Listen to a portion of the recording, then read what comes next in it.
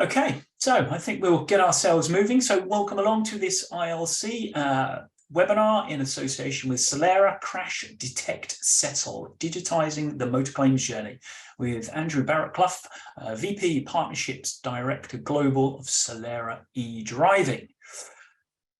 Before we go too far, as we always do, we like to give a nod and a special thank you to our ILC Motor Claims corporate partners, who you can see on the screen before you, as well as our ARC 360 corporate partners, and associate partners.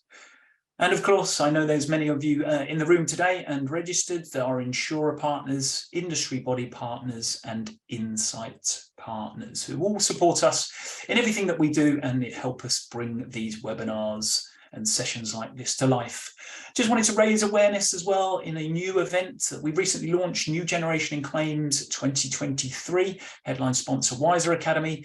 And this is a very new sort of venture for us, addressing the skills and talent needs in the insurance claims industry, proving very, very popular. So may we ask that if you are keen to join us, please do register your interest with us as soon as you possibly can. And again, a huge thank you for today.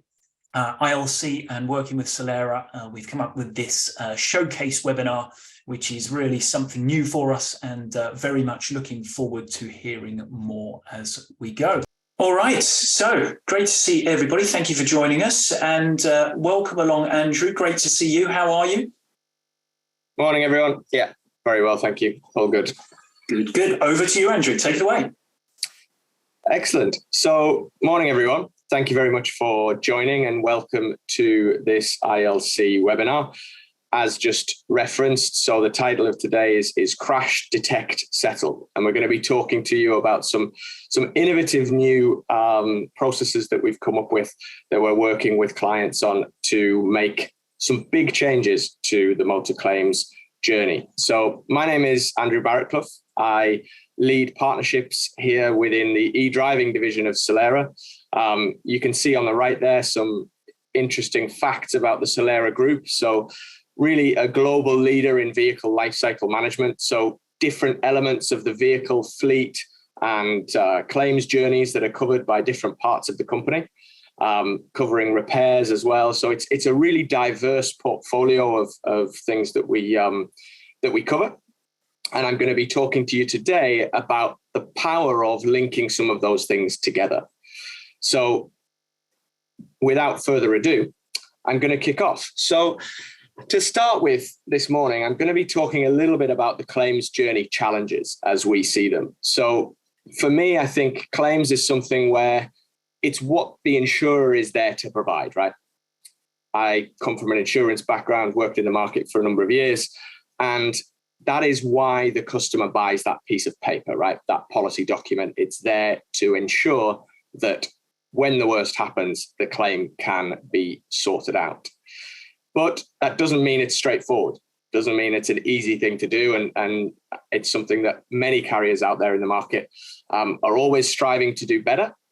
But the customer is not always feeling that their needs are 100% met. So on the left here, you can see three key challenges that I want to touch on today. So inconsistency in reporting damage and incidents. So the way in which those incidents are reported, how consistent that data is. So can that information be gathered by potentially the customer or a third party and got over to the insurer in a way that can be acted upon quickly and easily? And also a better understanding of the damage itself.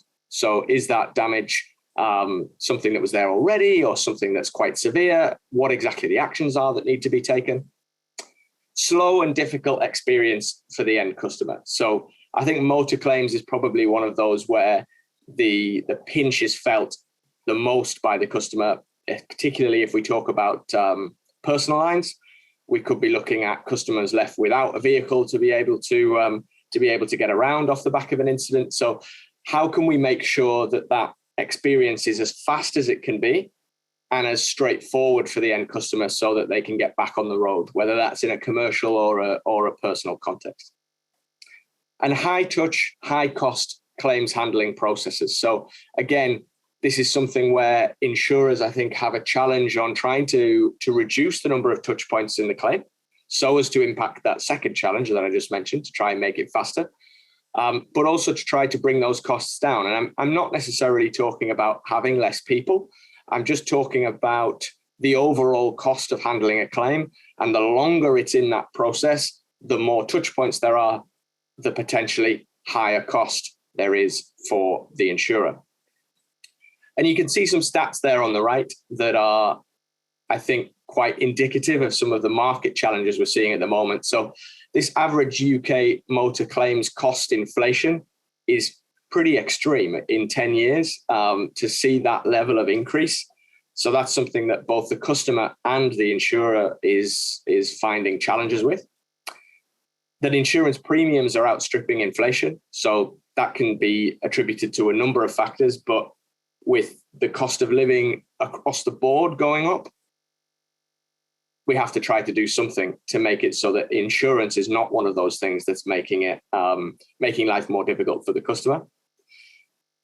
More complex vehicles to repair. So I'm sure there are a number of participants on the call today who are coming up against this. I've been having conversations with my claims colleagues here at Solera recently, and seeing some huge increases in the level of complexity of, simple things like replacing a bumper that used to be just, one simple panel that clipped on if there was a minor incident. And now it's got all kinds of sensors and cameras and all sorts of different things integrated in it. So replacing that is not only more expensive, but it's a specialist skill, a specialist job that needs to be done by a specialist contractor or vehicle repair individual, which again leads me to the final point on this slide. So the skills shortage across staffing levels, which again is making one of the challenges on the left here, the speed of the rectification of the vehicle, another more increased challenge. So started out there with some of those challenges because I really wanted to sort of level set with all of you today. I'd love to hear in the chat as to whether there are any I've missed or if you've got any questions on those. We'll come to those towards the end. But it would be great to understand whether some of these challenges really resonate with what you're seeing out there in the market as well. Okay, so moving into more of the showcase side of things. So the first thing I'm going to start with is Mentor. So Mentor by eDriving. eDriving is the subsidiary of Solera where I sit. And this is our telematics app. Now, you might be sitting there thinking, okay, wait a second. This doesn't sound like claims. So bear with me. I'm going to get through this as quickly as I can, but I want to make sure you have the context on this connected journey that we're going to be talking about. So we talked before, crash, detect, settle. Those three areas are the areas that I'm going to be talking about today. And that risk management and reporting piece is where the Mentor app really comes in. So this is our telematics app, so only on the phone, no need for a fixed device, that collects and analyzes driver data, behaviors, and is able to give drivers a risk score on that basis. So we've got e-learning modules in there to help reduce the risk, help reduce the number of crashes.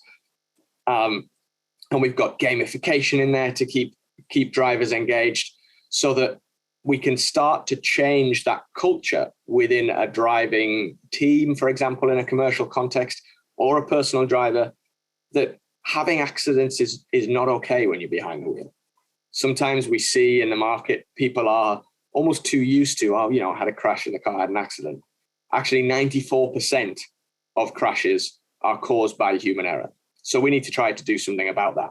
And finally, we've also got an eco-drive score within the app, now powered by Greater Than, one of our partners, which can accurately identify the carbon footprint of the driver and help them to bring that down. So Mentor by eDriving, that's as much detail as I'm going to go into on this slide. Next feature that's really relevant to this conversation, the integrated emergency response services. So within the app, we have automatic collision detection. So you have a crash, the phone knows you've had a crash, keep that piece in mind, and you'll receive a phone call from a real human, able to then get emergency response services out to your GPS location. also works from a personal SOS perspective. And you can see on the screen there some of the stats around accuracy and suppression of false positives. Now, again, this is one of the areas where the Mentor app goes beyond what you would perhaps imagine from a standard telematics offering. So giving drivers that extra safety feature that they might need, which can help them if the worst happens. And again, I think it's really important for us to all be on the same level here, that the number one here is the safety and well-being of the driver. So yes, we're here to talk about, damage to vehicles, etc. But first and foremost, we need to make sure that driver's okay. Okay, so Mentor app. Within that, we've got integrated emergency response services. And now we're going to bring it back to claims. So here we have the new journey, which we're bringing to market, which we wanted to share with you today. So crash, detect, settle. So you can see why I started out with the Mentor app there. So if you follow this journey through with me, risk management. So we're going to be helping the driver to improve the way they drive by using the Mentor app, having that driver companion in the vehicle with the driver at any given time, that is reducing things like how much they use their phone while they drive, etc. First and foremost. Then incident. So driver has a crash, the emergency response service is triggered. However, that can also trigger a first notification of loss. So getting an FNOL to an insurer at the earliest possible moment. So it doesn't require the client to necessarily call the insurer at that time, but that's going to be helping bring down that time period that we talked about at the top, whilst also notifying insurers of when there has been an incident, when sometimes there's unreported damage. Now, again, when I speak to claims colleagues and claims contacts in the industry, that unreported damage point is a huge issue. So this is something that can really help. And then we've got driver event reporting within the app that can help to capture the nature of the claim, nature of the incident. And then we go into the AI tools within the Solera family, which I'm going to be talking to you about a bit more momentarily. And then finally, having got through that journey, a fast potential claims payment settlement. So hopefully everybody's still with me at this point. We've got risk management, first notification of loss, details of the claim being able to be reported, assessment of that damage, and the journey is much, much faster, much more customer focused. Okay, so moving forward. So the Mentor driver event reporting that I just mentioned. So very easy for the driver to do this. And again, it'd be really interesting. I'm sure there are insurance partners on here listening right now. How many of you out there have launched in the last 10 years an app, an in-house app, where you're hoping that drivers will be reporting claims damage via that app? I was involved in it when I used to work at AXA. Real challenge, getting drivers to download the app and to think about using it in the event of any kind of damage to the vehicle. With the Mentor app, it's already a driver companion that they're used to using, so it makes it much more easily adopted by the driver. So what you can see here, Mentor driver event reporting, pulling everything together, allowing the driver to get that information. Where the clever bit comes in is that it's not just take some photos. So this is guided image capture powered by technology within the Solera group to enable drivers to take the right type of pictures. Because again, it's not just as simple as I'm going to take a picture, send it to the insurer, and then they'll settle my claim. No, because obviously it can't be seen properly. There's bad light. It's the wrong angle. It becomes very difficult. And again, we talked at the top about the challenges. That's the moment when in the claims process becomes more high touch, because again, the vehicle then needs to be assessed, for example, by a loss adjuster or whatever. And that is where there's more high touch, therefore more cost. So by increasing the accuracy of that photo process, you can really improve the process overall.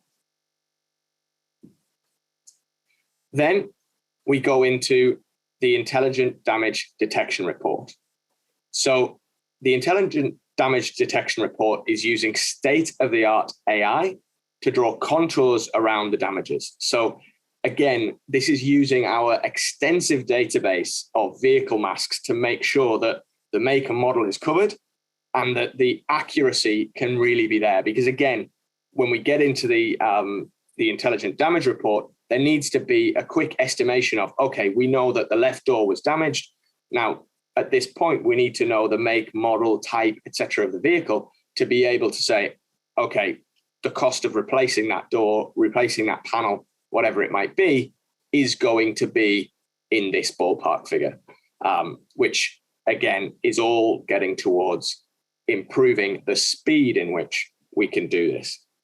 So you can see on the left here an image of a I believe that's a Porsche, and you can see the different levels of damage and the way that they've been identified, which I think can really give so much more detail than just a standard picture. And you can see there clients can download and share all the incident details from that report. So again, if we think about that claims handling journey, we're trying to absolutely maximize the amount of information that the customer is able to get across to the insurer to allow that process to be as fast as possible to get that customer experience improvement as well. So we go full circle. We can now see what this process looks like. So if we start at the beginning again, so we're in the app, we're in the Mentor app, and that driver event reporting is where the individual is starting. But as we mentioned before, you've even got the first notification of loss that's being created by the emergency response service within the app. Then you've got the guided image capture. So helping the driver to take the right pictures of the vehicle, going through to the intelligent damage detection, Qapter estimating. So Qapter is one of the platforms within the Solera group with visual intelligence, then going through to a pre-estimate, rules-based review, and a final estimate. So you can see just how quickly that journey can be done. And the point I really want to major on here is in the market, being able to link these two things together has huge potential because of the unique nature of being able to do that. So having an app that a driver is using to reduce the number of claims in the first place. So start there, risk management, training, being able to reduce the amount of risk that the driver is out there facing in the first place, but then linking that journey directly into the claims journey in one provider. So again, I don't know if I've got any data privacy experts on the line here, but if I have, you'll know that is one of the key challenges, is sharing the data between, for example, a telematics provider and a vehicle repair provider could be a real challenge because that customer data needs to be protected.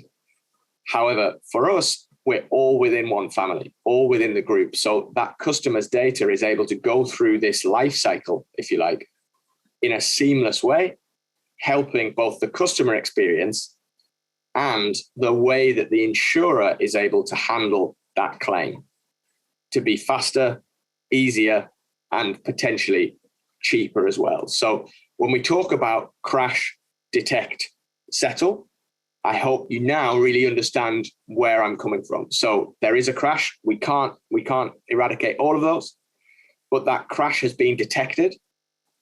After that detection process, there's been quite a lot of steps to go through, but it's all easily done and keeps everything in one platform. Then through to the settlement piece. So again, some of you might be thinking, I think this is oversimplified. Yes, of course, we're talking about it in a 20-minute webinar, and I'm not naive enough to think that this is something that can just happen like that. But this is now a reality. So we have the technology and we have the tools to make this happen.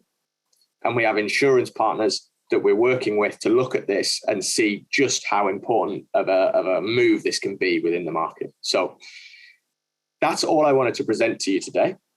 I want to thank you for your attention. I know it was a whistle-stop tour through some of those things. I hope it was interesting and something that you got something out of. And I welcome any questions. I can see there's been some popping up in the chat, so ready for that. Great stuff. Thank you very much, Andrew. Super stuff. Really was a whistle-stop tour. And yes, there have been a few questions come through, which is great. So I suppose let's start at the beginning. Now, we had a couple of questions come through pre the webinar from a company called Spearhead in Switzerland. So most of claims are related to small damages due to light collisions, parking, stop and go, side scratches, etc. How does the app, or how do you handle them? Yeah, it's a great question. So, I mean, effectively there, we skip a step. So if there has been light damage, if we talk about damage while parked, which I know is a huge issue, effectively, we wouldn't need to detect it in a crash detection type way. We would start from the event reporting. So driver comes back to the car, sees that there's damage there. They go straight into that guided image capture journey, where they're able to take pictures of that damage, and then we go through the journey as I've just explained it. But again, rather than, I suppose, the traditional sense of, okay, I've seen this, I now need to call my insurer, I need to then take my vehicle to a garage to have it looked at, et cetera, we can start that process, the acceleration of that process very quickly. Okay, fantastic. Another question from the same person. What is the percentage of false positive detections? Yeah, so that's a really important one. Again, there are other crash detection technologies out there in the market. We work with a company called Solera, and from 2,500 crash tests, they have a 99.1% accuracy level in suppression of false positives. And that includes crashes below 30 miles an hour. So it's very, very accurate. And again, something I often get asked, my 2-year-old throws my phone on the floor. Do I end up with an ambulance on the driveway because they think I've had a crash? No, we are measuring multiple parameters to make sure that driver is in an active trip in a vehicle, to make sure that there is accurate reporting of when there is a crash that's happened. Great stuff. Great stuff. Now, these are coming at you in no particular order, by the way. I'm sort of scooping them up as we go. But relating back to the app itself, and I suppose, it's the proactive accident reduction as well as the reactive, i.e. an accident's happened. That's the kind of premise of the piece. Question came through in terms of how do you kind of instill the use of the app with people? This is from David Palmer. Customers to adopt an app to report an incident is difficult. How do you? What will be the key to an incident to get people to buy into it? And I assume that kind of sits on the fleet management type side of the engagement. Yeah, absolutely. So we work in both the fleet space and the personal line space. And in both senses, I think positive engagement will be the first headline I would give. So making sure that drivers are getting positive feedback on the way they drive as well, making sure they're aware of the benefits of the app. So particularly that automatic crash detection and personal SOS button. I think a lot of people have almost an allergic reaction to the idea of having their driving monitored. But if they can see other benefits of that, then that can really help. And then the final bit is gamification and rewards. So we have gamification functions within the app where drivers can get badges and this sort of stuff, but also are enrolled in sort of little league tables that we call circles, which gives them an indication of where they are versus their peers. So again, I work with a lot of commercial clients and often, sadly, before they even say hello to me in a meeting, they'll be telling me about who they've overtaken in the league table. So I think that aspect of it really, really does drive engagement. And then I suppose in the context of this discussion, the fact that the driver is using the app for all of those things can then make it so that the app is sort of front of mind and knowing that there's that functionality in there as well. We also have a driver vehicle inspection reporting tool within the app. So nothing to do with crashing, but just, we work with a lot of delivery clients, taking a quick view of the vehicle and notifying of any maintenance concerns. So really trying to make the app a companion for the driver.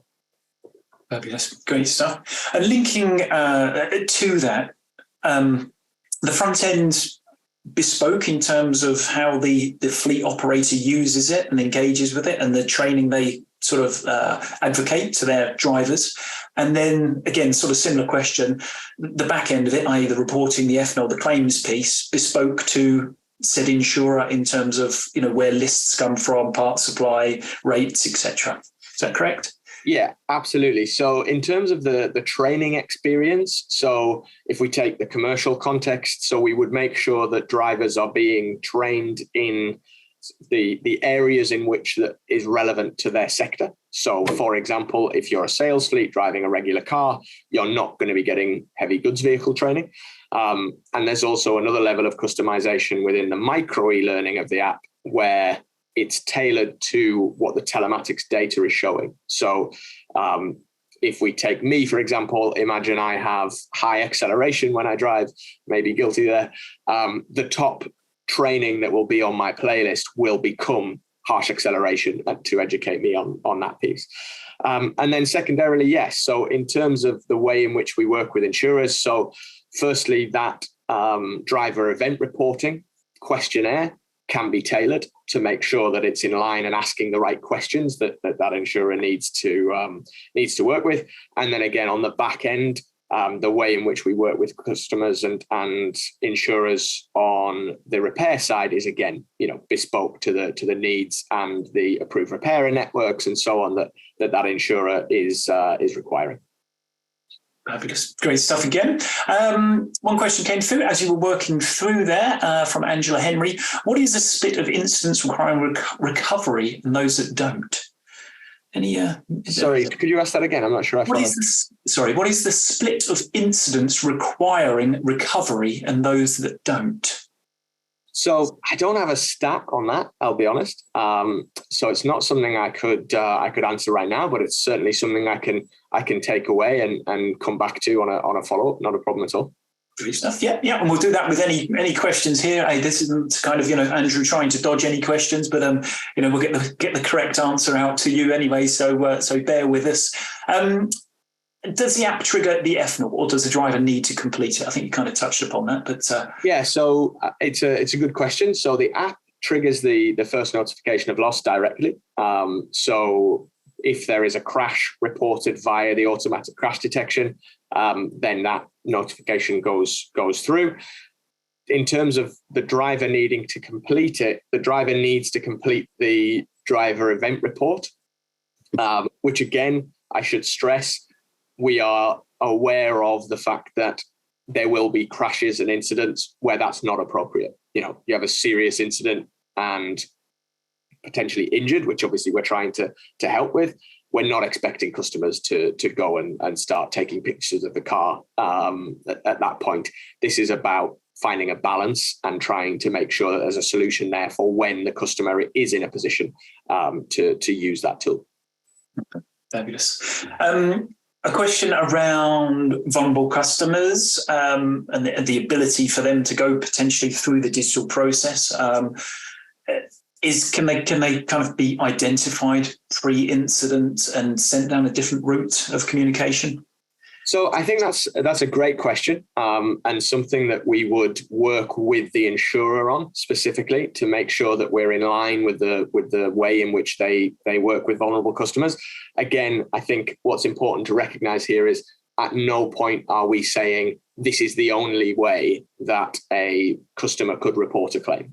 So if you're on cover with an insurer and this is not something that you're comfortable with dealing with, then you would go down a traditional route. I think it's about covering a percentage of the sort of on-cover population and trying to create a positive digitized journey for those customers.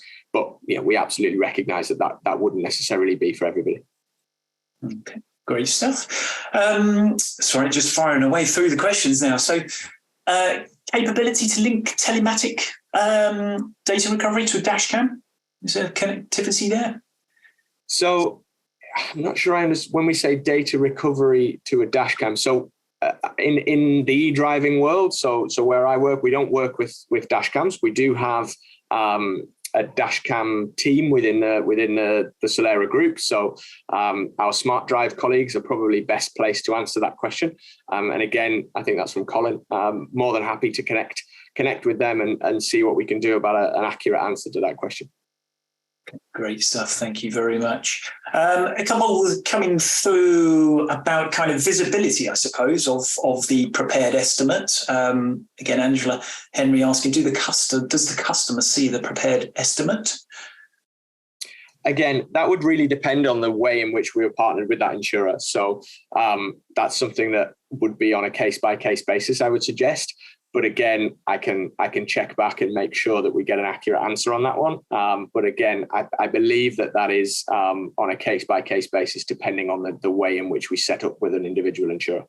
Yeah. And again, probably, another question that's in here and probably linked to that and probably going a little bit down the technical side now is in terms of sort of unseen damage. Is that a case-by-case basis in terms of who you're working with, the partner that you're working with? How does that? Yeah, I mean, I think unseen damage can be used in the same process. So just because there aren't necessarily photos that can be taken, the damage report can still be used to sort of say there is, something that has happened that I'm aware of that needs to be looked at, and could then kick off the process where the vehicle goes in to be repaired via an approved repair network, for example, but still in a faster way.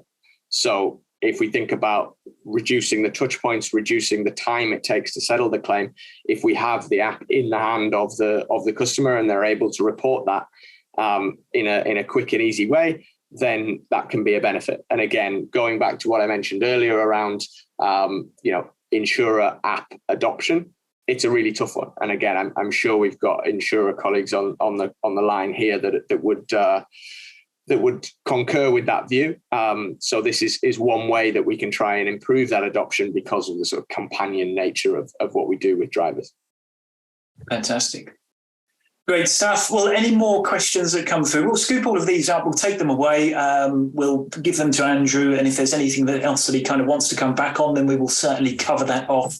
But fantastic. Thank you so much for that, Andrew. A really fascinating insight and really interesting to see how, again, that kind of proactive, accident management type piece is taking place beforehand and is now piecing the whole jigsaw together right through to kind of FNOL and settlement. So it's a really interesting piece that's playing out across the industry, I think, right now. So it's great to see how it's all knitting together. Huge thank you today to everyone who's joined us. Really appreciate your time. Once again, we'll take everything away. We'll scoop it all up and, we'll get some answers or features, etc., written up thereafter. I'd just like to share once again, raise your awareness to the New Generation in Claims event coming up. Again, this kind of stuff, is properly kind of on the radar of the future. And these claims processes are things that we all kind of need to be aware of and no doubt will be touched upon at this very event.